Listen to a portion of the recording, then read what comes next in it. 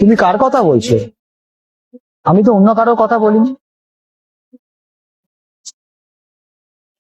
তুমি আমার দিব্যি খেয়ে বলো তো, তুমি আমাকে ঠকাচ্ছ না?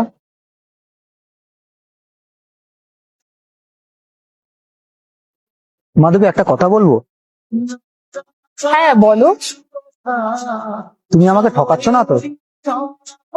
আমি তোমাকে ঠকাবো কেন? আমি তোমারই ছিলাম, আমি তোমারই আছি, আমি তোমারই থাকবো। অন্য কারোর কাছে যাবো কেন? তুমি কার কথা বলছো?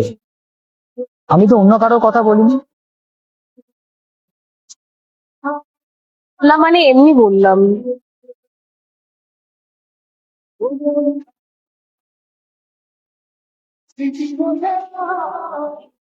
তুমি আমার দিব্যি খেয়ে বলো তো, তুমি আমাকে ঠকাচ্ছ না?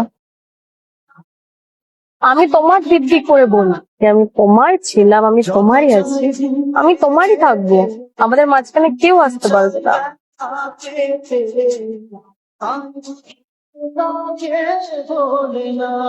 আরে কোথায় যাচ্ছ? আসলে কি বলতো, সত্যিটা জানার পরেও কেউ যখন মিথ্যে কথা বলে সেটা সহ্য হয় না। আর তুমি যার সাথে কথা বলো না, সেটা আমার বন্ধুর দাদা হয়। তো তুমি কত সহজে আমার দিব্যিকে মিথ্যে কথাটা বলে দিলে।